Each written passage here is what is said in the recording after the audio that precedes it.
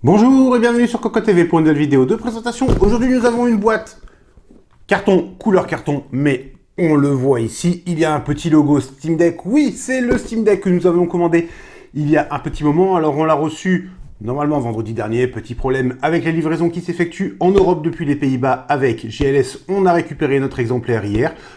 À titre d'information, si jamais vous avez commandé et que vous attendez toujours, nous étions sur du Q2 et c'est une commande qui a été faite le samedi suivant l'ouverture des précommandes à 7 h du matin. Donc si jamais vous l'avez fait un peu plus tard, prenez votre mal en patience. Malheureusement, on le sait, Valve envoie les machines, les consoles, appelons ça comme vous voulez, par petites doses. Donc ça augmente, mais on ne sait pas exactement où nous en sommes. Bref, découvrons tout de suite le contenu de la boîte et la machine juste à côté.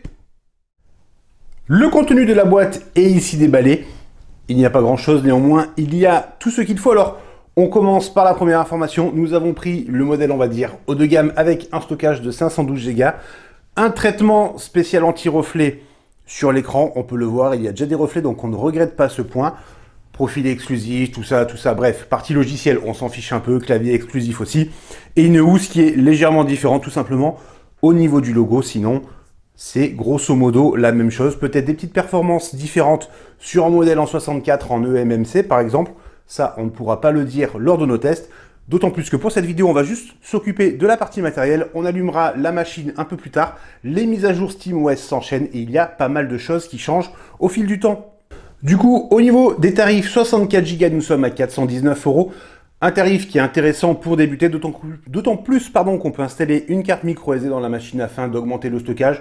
On le sait, on peut aussi ouvrir tout le système, tout le boîtier pour installer, pourquoi pas, un SSD. Ensuite, nous avons modèle 256 Go à 549 €. Et enfin, nous passons à 679 pour du 512 Go. Donc, on fait vraiment le grand écart entre le haut de gamme et on va dire l'entrée de gamme. À chacun de faire son choix en fonction de ses besoins, mais bien entendu aussi de son budget. On commence par la housse de transport ici qui est rigide et assez épaisse. Nous avons sur le dessus une petite poignée de transport, deux fermetures éclair bien entendu sur le côté.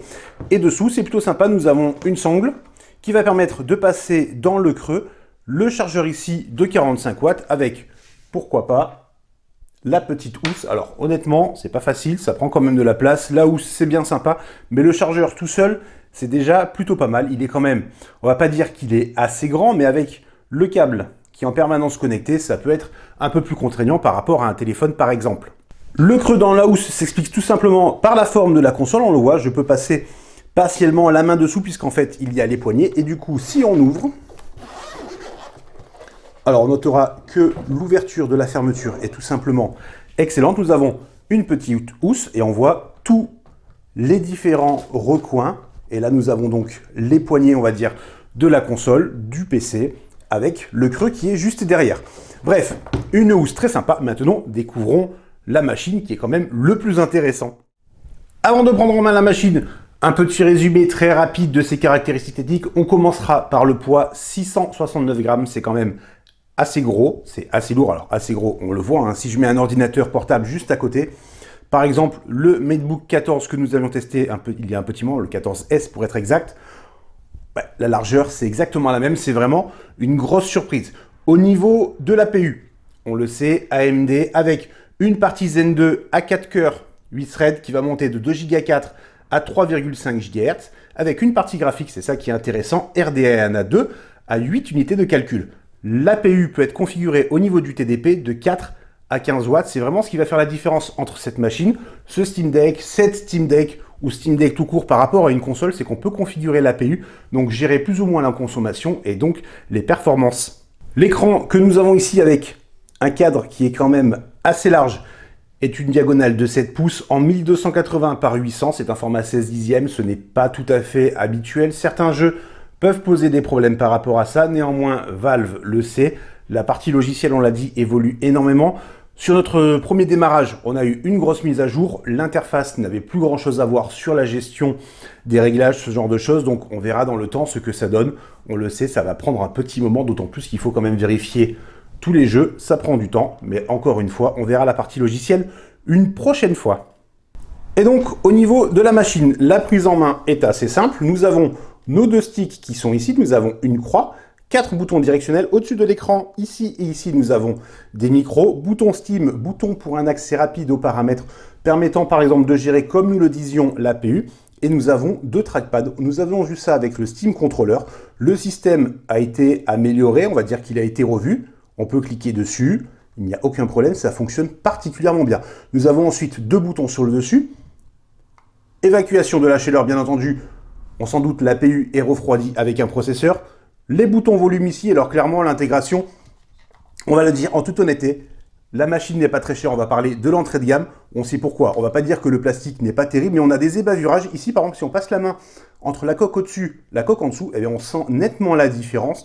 Les boutons pour le volume, ce sont 2 simples boutons, ben, de notre point de vue c'est un peu dommage. Nous avons la prise jack, USB-C pour sortie vidéo ou bien pour la charge, et le bouton power sur le côté avec une petite diode.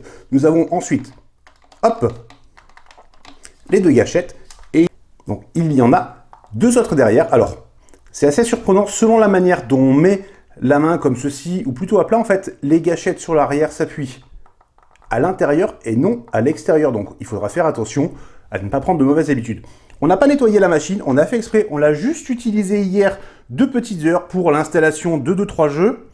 2 petites heures, c'est une façon de parler, on n'a pas encore la fibre de ce côté de la ferme, donc ça a pris un peu plus de temps que prévu. Bref, on le voit, énormément de traces de doigts. Du coup, la petite chiffonnette dans le bundle, on apprécie énormément, que ce soit pour l'écran ou pour le plastique. Et enfin, dessous, nous n'avons rien, à part la partie pour la micro SD. Bref, en termes de design, la machine est sympathique, c'est assez gros, ça nous rappelle le Game Gear. La Game Gear, chacun aura son avis encore une fois sur la question, mais avec une finition au niveau du plastique qui est un tout petit peu moins bonne.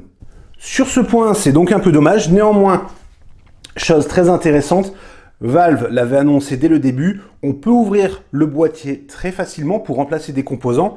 Par exemple, un problème avec un stick, on démonte et on peut remplacer le stick sans aucun problème. Du coup, on se dit que, ok, finition un peu moins bonne, mais un accès plus aisé aux composants, c'est déjà pas mal pour ceux qui aiment bidouiller ou tout simplement qui auront besoin de faire des réparations. Et on se doute, on devrait trouver des coques assez rapidement. Néanmoins, on parle de coque, on peut aussi parler du format. Par exemple, si on prend le bouton ici, on le voit en fait, le bouton B est complètement sur le... Alors, c'est pas tout à fait un chanfrein, mais il est sur la découpe. Bref, c'est assez spécial. On le voit, Valve a voulu mettre beaucoup de choses tout en réduisant le format. Et du coup, ça passe pas forcément. C'est essentiellement lié à l'intégration des trackpads qui apporte quand même un petit plus dans certains jeux. Donc là-dessus, on ne va rien critiquer. Bref, une machine intéressante sur le papier. Plusieurs tests sont déjà sortis chez nos confrères. On peut trouver énormément de vidéos. On en fera aussi sur des jeux. On vous tiendra au courant très rapidement. En attendant, c'est à tous une très bonne journée.